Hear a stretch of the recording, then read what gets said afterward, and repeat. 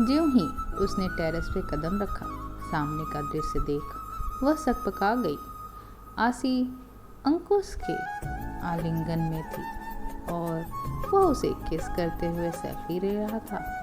यकायक उसके समूचे शरीर में झुरझुरी सी दौड़ गई और सर्दी में भी माथे पर पसीने की बूंदें चमक उठी। वह खामोशी से नीचे उतर आई। गाजर का हलवा प्लेट में लगाकर वह सीढ़ियों की ओर बढ़ी। आसी को हलवा बहुत पसंद है। अभी वह आखिरी सीढ़ी तक पहुंची ही थी कि उसे हंसी की सम्मिलित स्वर सुनाई दिए। शायद आसी का बॉयफ्रेंड अंकुश आया होगा। अंकुश को वह अच्छी तरह जानती है, अक्सर आसी के साथ पढ़ने आता है। दोनों मिलकर प्रशासनिक सेवा की तैयारी कर रहे हैं। ज्यों ही उसने टेरेस पे कदम रखा, सामने का दृश्य देख वह सकपका गई। आसी अंकुश के आलिंगन में थी और वह उसे किस करते हुए सेल्फी ले रहा था।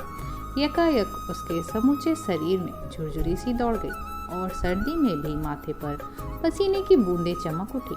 वह खामोशी से नीचे उतर आई। घबराहट के कारण उसे बेचैनी हो रही थी। थोड़ी देर बाद अंकुश चला गया तो आसी उसके पास आ बैठी। क्या बात है दीदी, आपकी तबीयत ठीक नहीं है क्या? उसने आसी की तरफ देखा और गंभीर स्वर में बोला, आसी तुम मेरी छोटी बहन के समान हो, अन्यथा न लो तो मैं तुमसे कुछ कहना चाहती हूँ। कहिए न दीदी, क्या बात है? मैं जानती हूँ कि तुम और अंकुश एक दूसरे को चाहते हो और तुम्हारे घर वालों ने भी तुम्हारे रिश्ते पर स्वीकृति को मोहर लगा दी है। फिर भी विवाह से पूर्व इस तरह से सेल्फी लेना उचित नहीं। आसी कठोर स्वर में बोली, ओह दीदी, दिस इज टू मच। आप हमारी जासूसी करती हैं। मेरे पर्सनल मैटर में बोलने का आपको कोई अधिकार नहीं। दंदनाती हुई वह सीढ़ियाँ चढ़ गई। आसी से उसे ऐसे व्यवहार की अपेक्षा कदापि नहीं थी। खाना खाने का फिर उसका मन ही नहीं हुआ। वह बिस्तर पर जा लेटी। विवाह के पश्चात उसने जब यह फ्लैट खरीदा तो बतौर पेन गेस्ट आसी को ऊपर का कमरा दे दिया था। आसी उसके कलीग की कजिन थी और उसे 2 साल के लिए एक कमरा चाहिए था जहां वह आराम से पढ़ाई कर सके। आसी और वह आपस में जल्दी ही घुल मिल गए थे। इस समय उसकी आंखों से आंसू झिलमिला रहे थे और मन के कैनवास पर पीछे 1 साल की स्मृतियां चलचित्र की भांति उभर कर उसे विचलित कर रही थी। वह दिन उसके जहन में जीवंत हो उठा जब राज के बुलाने पर ऑफिस से सीधे वह कॉफ़ी हाउस पहुंची थी। राज उसकी प्रतीक्षा कर रहा था।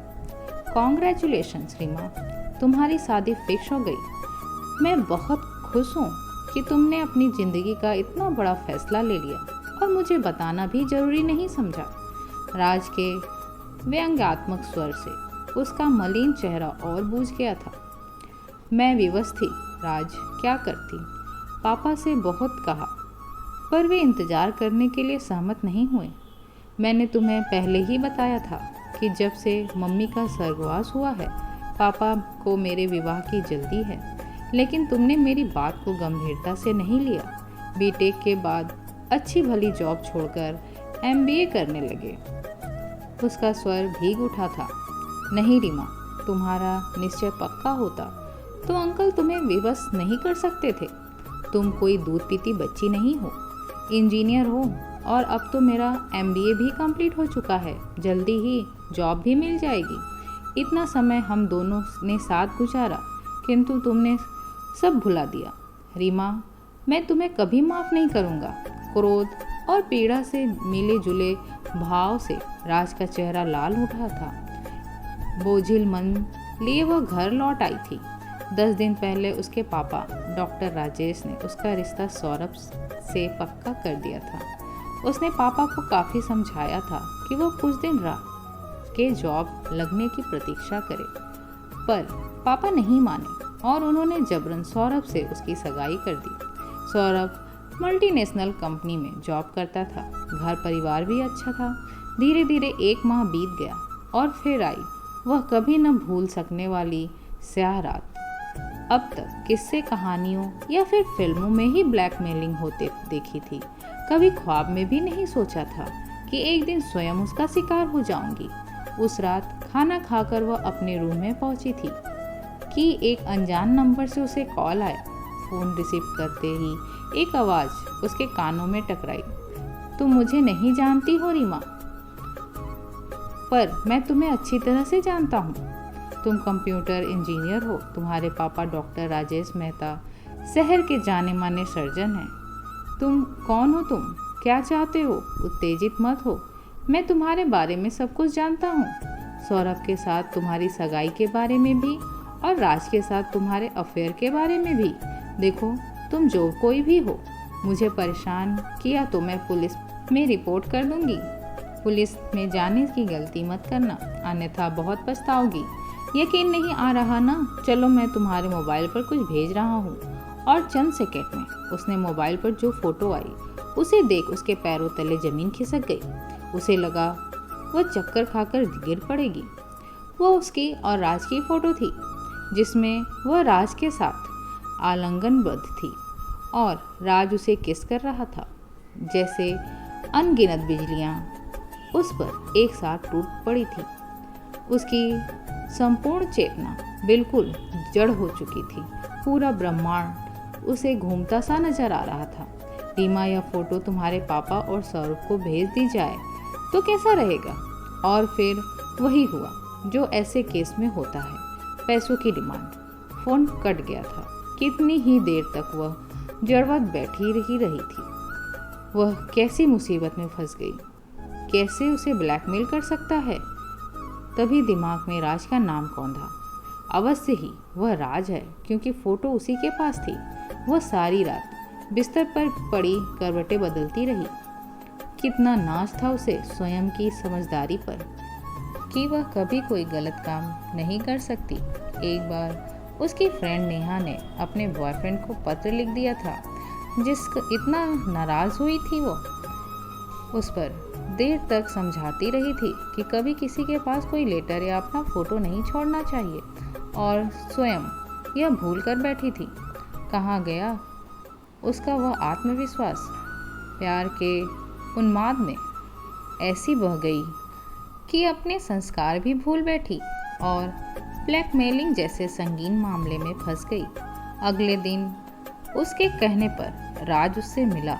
उसे देखते ही वह बिफर पड़ी। तुम इतना कैसे गिर सकते हो? मैं सोच भी नहीं सकती। मैं तुमसे शादी नहीं कर रही तो तुम मुझे ब्लैकमेल करोगे? यह क्या अनाप शनाप बोल रही हो? मैं तुम्हें ब्लैकमेल कर रहा हूँ? दिमाग खराब तो नहीं हो गया तुम्हारा? आखिर बात क्या है? उसने सारी बात बता कर कहा। वह सेल्फी तुम्ही ने ली थी नाराज। फिर मैं यह कैसे मान लूँ कि यह हरकत तुम्हारी नहीं है? रीमा, प्लीज़ मुझ पर ऐसा घृणित इल्ज़ाम मत लगाओ। मैं कभी तुम्हारा बुरा नहीं चाहूँगा। तुम कहो तो मैं तुम्हारी कुछ मदद करूँ। ओह राज, तुम पहले ही से काफ़ी मदद कर रहे हो। करवाहट से बोल वह घर लौट आई थी। फिर किस तरह उसने एक अनजान मफलर के से चेहरे ढके व्यक्ति ने रुपए लिए। इस बात को याद कर जनवरी की इस ठंड में भी उसका शरीर पसीने से भीग रहा था। उस घटना ने उसकी ज़िंदगी ही बदल कर रख दी थी। अब हर पल वह डरी सहमी सी रहती कि कहीं उस व्यक्ति का दोबारा फ़ोन न आ जाए। जब भी उसके मोबाइल की घंटी बजती वो चिहुक पड़ती। एक सर्द लहर सी उसके समूचे शरीर में दौड़ जाती। चेहरा सफ़ेद पड़ जाता। उसकी इस हालत उसे पापा से अधिक दिनों तक छिपी नहीं रह गई। एक दिन नाश्ते के टेबल पर उसने पूछ ही लिया, रीमा, देख रहा हूँ आजकल तुम दिनों दिन कमज़ोर और पीली पड़ती जा रही हो। कहीं तुम्हें कोई प्रॉब्लम तो नहीं है? नहीं पापा, प्रॉब्लम क्या होगी, ऑफिस में काम का बहुत प्रेशर है, कहकर वो अपने रूम में चली गई थी। 15 दिन ही बीते होंगे कि उस रात दोबारा उसके सिर पर सैकड़ों ज्वालामुखी फट गए थे। गर्म गर्म लावा बनकर शब्द कानों में पड़ रहे थे।